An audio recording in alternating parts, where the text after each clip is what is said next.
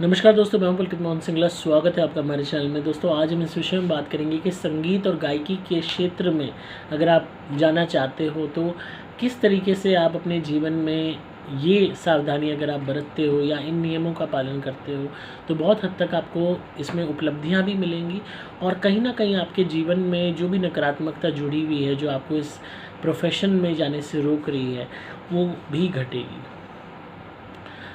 दोस्तों, बहुत लोग हैं जो अच्छा गाते हैं या संगीत के प्रोफेशन में हैं। दोस्तों, ये जितने भी गायकी के संगीत के प्रोफेशन होते हैं, माँ सरस्वती को रिप्रेजेंट करते हैं। माँ सरस्वती, जितने भी म्यूज़िकल इंस्ट्रूमेंट्स होते हैं, आलाप होता है, हम गाते हैं, ये सब उन्हीं के क्षेत्र में आता है और उन्हीं की कृपा ही होती है कि हमारी जीवा इतनी मधुर हो पाती है कि हम गा पाते हैं, हम अच्छे सुरीला बोल पाते हैं, हम दूसरों को अपनी वाणी से मदहोश कर पाते हैं। अक्सर बहुत लोग होते हैं जो ऐसे प्रोफेशंस में तरक्की करते हैं, ऐसे भी बहुत होते हैं जिनमें टैलेंट होता है पर तरक्की नहीं कर पाते। तो इसमें आध्यात्मिक तौर पे कहाँ कमी रह जाती है वो मैं आपको बताता हूँ। अगर आप गायकी के प्रोफेशन में हो या संगीत के प्रोफेशन में हो, किसी भी तरह का म्यूज़िकल इंस्ट्रूमेंट बजाते हो या गाना गाते हो या गाती हो, और साथ के साथ आपकी दिनचर्या ऐसी है कि आप जीवन में गाली गलौज का इस्तेमाल करते हो, दूसरों को गाली गलौज से संबोधित करते हो, तो आपकी जो जीवा है ये दूषित हो जाएगी। इतनी दूषित हो जाएगी कि माँ सरस्वती इस पे विद्यमान होना पसंद नहीं करेंगी।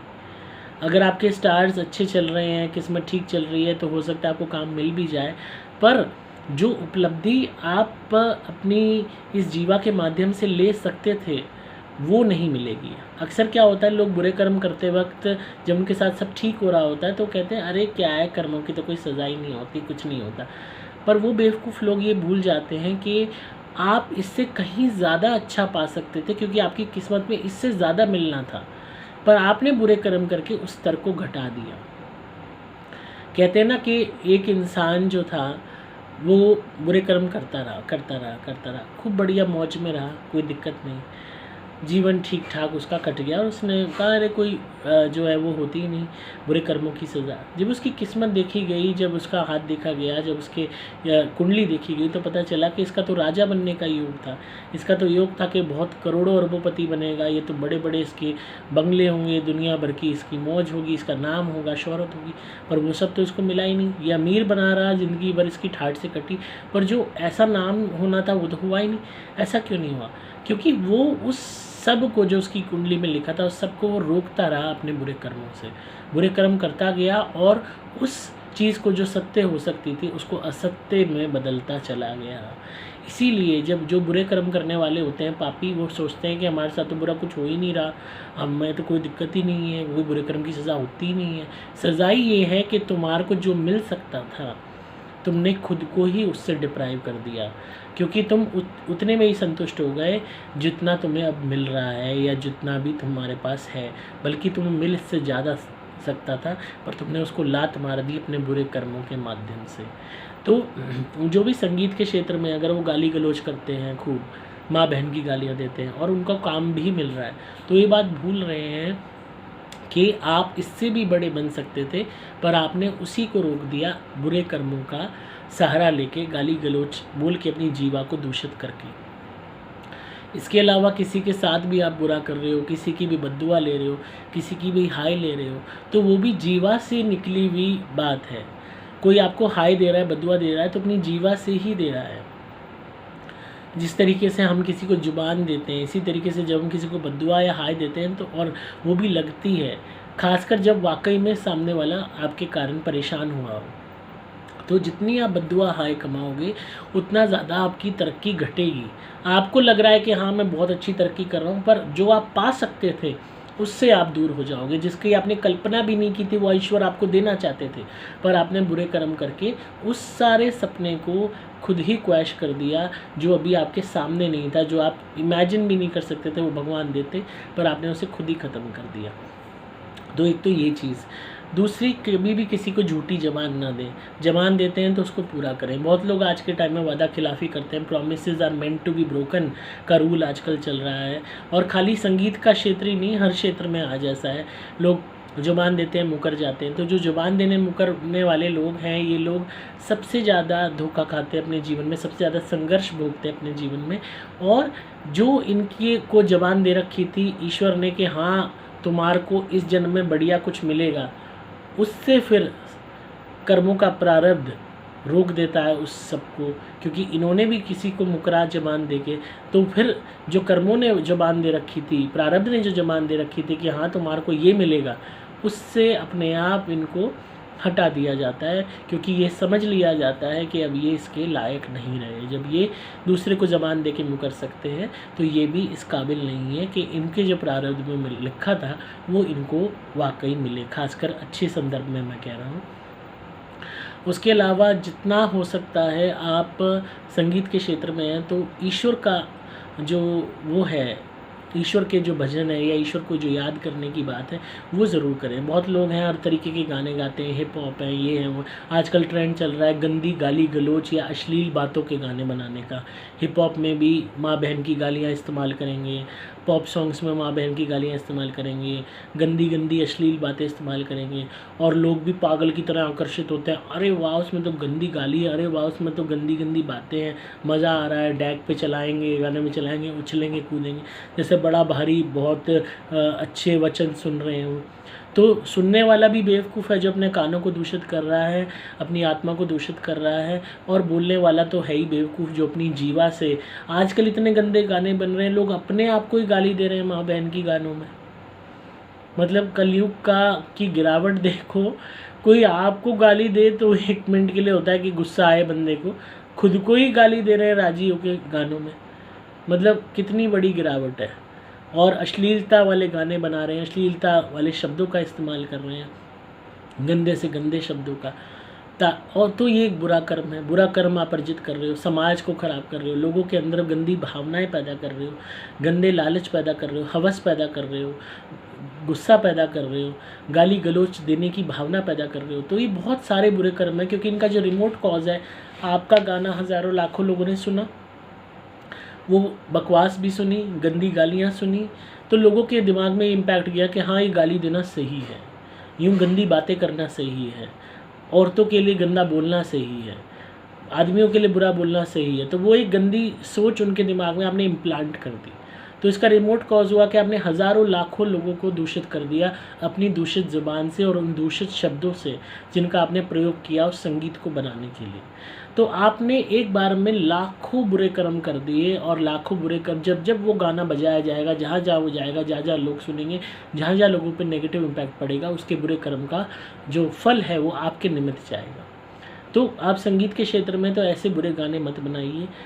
पहले के गाने होते थे, इतने सुंदर लिरिक्स होते थे कि मतलब आप जब अपनी ज़िंदगी से रिलेट करते थे तो मतलब मज़ा आ जाता था। या गाने भी होते थे स्पिरिचुअली इतने एनलाइटनिंग होते थे कि इंसान के अंदर भक्ति जागृत हो जाती थी। आज ऐसे गाने देखने को ही नहीं मिलते। और देखा जाएगा, अगर मोटा मोटी देखा जाए, जो पहले के गाने होते थे, जिन भी लोगों ने गाने लिखे या गाए, उनके अंदर इतनी मासूमियत होती थी, इतनी प्योरिटी होती थी कि आज भी आप वो गाने सुनते हैं और वो लोग अमर हो गए हैं, दे आर नोबल। गाने लिखने वाले भी और गाने गाने वाले भी। और आज के टाइम में सबको शॉर्ट सक्सेस चाहिए, शॉर्ट फेम चाहिए। हिप हॉप का जो आजकल ट्रेंड चल गया है, तो उसमें लोग देखते ही नहीं कि हम क्या बोल रहे हैं, क्या हम बक रहे हैं, क्या हम पब्लिक को दे रहे हैं, क्या हम दुनिया में प्रदर्शन कर रहे हैं। क्योंकि आज इज़्ज़त तो बेच दी जाती है एंटरटेनमेंट इंडस्ट्री में आने के बाद। इज़्ज़त है ही नहीं किसी की, खुद लोग अपनी इज़्ज़त उतारते हैं।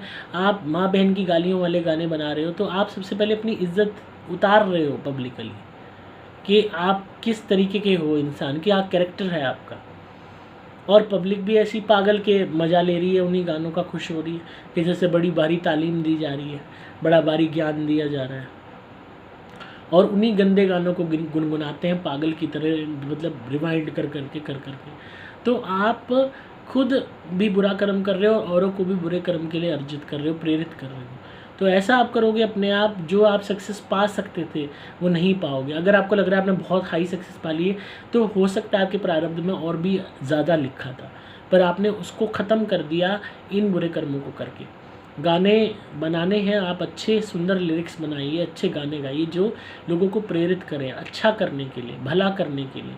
अगर पहले रोमांटिक गाने भी बनते थे, इतने सुंदर बनते थे कि वहाँ लगता ही नहीं था कि कहीं पे भी कोई अश्लीलता है या कोई गाली गलौच है या किसी भी तरीके का वो है। तो शब्दों का चयन कीजिए, क्योंकि आपकी जो जीवा है ये माँ सरस्वती का वास है और माँ सरस्वती की ही देन होता है ये ज्ञान संगीत का, संगीत बजाने का या संगीत वादन का या बोलने का या गाने का। और इसको अगर आप दूषित कर रहे हैं तो आप अपने प्रारब्ध को दूषित कर रहे हैं।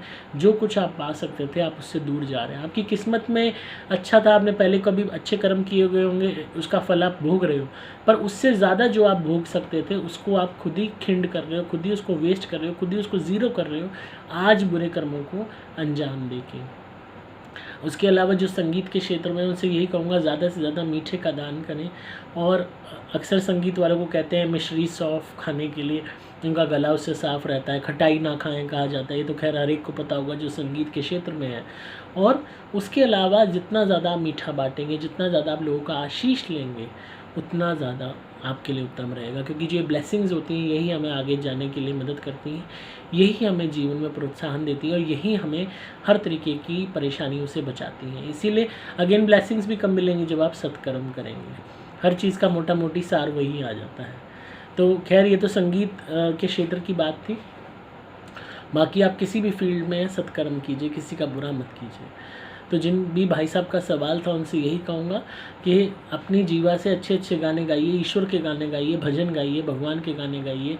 आपको कोई अच्छे असाइनमेंट्स मिलते हैं वो कीजिए, पर बुरे कर्म से बचिए, गाली गलौच देने से बचिए, किसी का बुरा करने से बचिए। इस जीवा को खराब मत कीजिए। मीट मांस अंडा शराब मछली को त्याग दीजिए।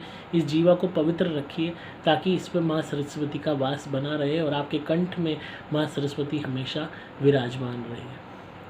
तो आई होप आपको आज की वीडियो पसंद आई होगी। तो इसी तरह सुनते रहिए, प्यार देते रहिए, सब्सक्राइब कीजिए चैनल को ताकि आपको पारलौकिक और आध्यात्मिक दुनिया का ज्ञान मिलता रहे। अगर आप किसी भी नेगेटिविटी से परेशान हैं तो आप मेरी धुनी मंगाइए, घर में जलाइए। किसी ने नज़र लगा दी है, काम रोक दिया है, काम नहीं चल रहा है, टोने टोटके करा दिए हैं, तो सबका नाश कर देगी मेरी धुनी। आपको सुपर प्लैटिनम धुनी ऑर्डर करनी होगी। मोबाइल नंबर 8130331007 पे डिस्क्रिप्शन में आपको डिटेल्स मिल जाएंगी। आप मेरे द्वारा अभिमंत्रित कवच या लॉकेट भी धारण कर सकते हैं अपनी रक्षा के लिए। और गाने पे वीडियो थी, इस पे भी बता देता हूँ। जो मैं लॉकेट देता हूँ अक्सर अभिमंत्रित करके, तो अगर आप गाने की फील्ड में जाना चाहते हो या आपको लगता है कि आपके कंठ को कोई रोकता है या कोई भी परेशानी आती है, तो आप अपनी वो प्रॉब्लम लिख के दीजिएगा। तो मैं जो कवच या लॉकेट आपको अभिमंत्रित करूँगा वो उसी वे में आपको करके दूंगा कि आपकी वो प्रॉब्लम भी दूर होने लगेगी और आपकी रक्षा होगी। आप जो भी अपना काम में प्रोग्रेस करना चाहते हो उसमें कोई आसानी से रुकावट पैदा नहीं कर पाएगा।